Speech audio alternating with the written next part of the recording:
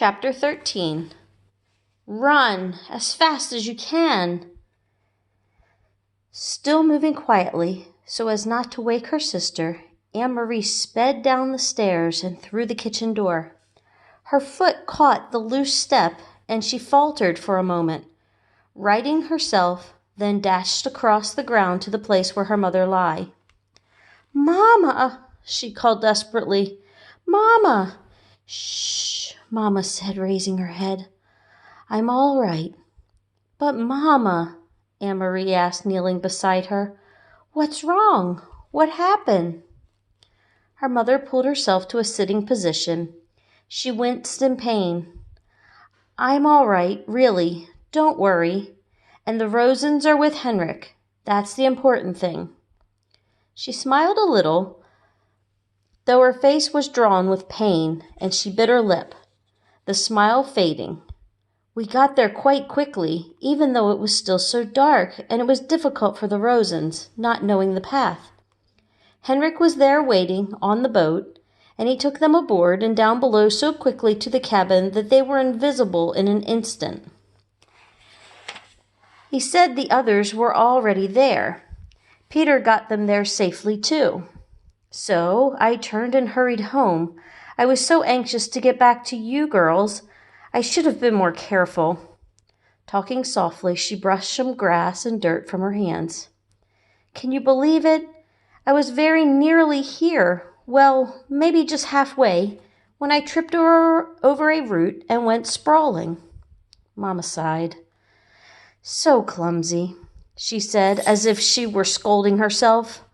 "I am afraid my ankle is broken, Anne-Marie." "Thank goodness it is nothing worse. An ankle mends, and I am home, and the Rosens are with Henrik." "You should have seen me, Anne-Marie," she said, shaking her head with a wry look.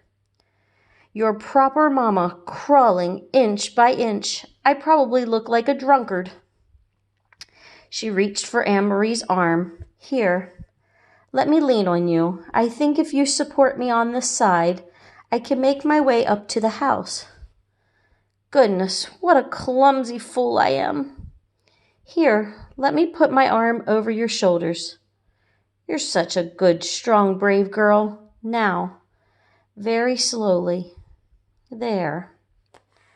Mama's face was white with pain. Anne-Marie could see it even through the faint light of the approaching dawn. She hobbled, leaning heavily on her daughter, pausing again and again toward the house. "When we get inside, I'll have a cup of tea, and then we'll call the doctor. I'll tell him that I fell on the stairs. You'll have to help me wash away the grass and twigs. Here, Anne-Marie, let me rest for a minute." They had reached the house, and Mama sank down to the steps and sat. She took several deep breaths. Anne-Marie sat down beside her and held her hand. "Mama, I was so worried when you didn't come back." Mama nodded. "I knew you would be. I thought of you, worrying as I dragged myself along. But here I am, safe with you now. Everything is fine. What time is it?" "It must be 4:30 or close to it." "They will sail soon." Mama turned her head and gazed toward the meadow, to the sea, and the vast sky above it. There were no stars now, only the gray, pale sky, with pinkness at its border. Soon they will be safe too. Anne-Marie relaxed. She stroked her mother's hand and looked down at the discolored, swollen ankle. "Mama, what is this?" she asked suddenly, reaching into the grass at the foot of the steps. Mama looked. She gasped. "Oh my God," she said. Anne-Marie picked it up. She recognized it now, knew what it was. It was the packet that Peter had given to Mr. Rosen. Mr. Rosen tripped on the step, remember? It must have fallen from his pocket. "We'll have to save it and give it back to Peter." Anne-Marie handed it to her mother. "Do you know what it is?" Her mother didn't answer. Her face was stricken. She looked at the path and down at her ankle. It's important, isn't it, Mama? It was for Uncle Henrik. I remember Peter said it was very important. I heard him tell Mr. Rosen. Her mother tried to stand, but fell back against the steps with a groan. My God, she murmured again. It may all have been for nothing. Anne-Marie took the packet from her mother's hand and stood. I will take it, she said. I know the way, and it's almost light now. I can run like the wind. Mama spoke quickly, her voice tense. Anne-Marie, go into the house and get the small basket on the table. Quickly, quickly. Put an apple into it and some cheese. Put this packet underneath. Do you understand? Hurry! Anne-Marie did instantly as she was told. The packet, at the bottom, she covered it with a napkin.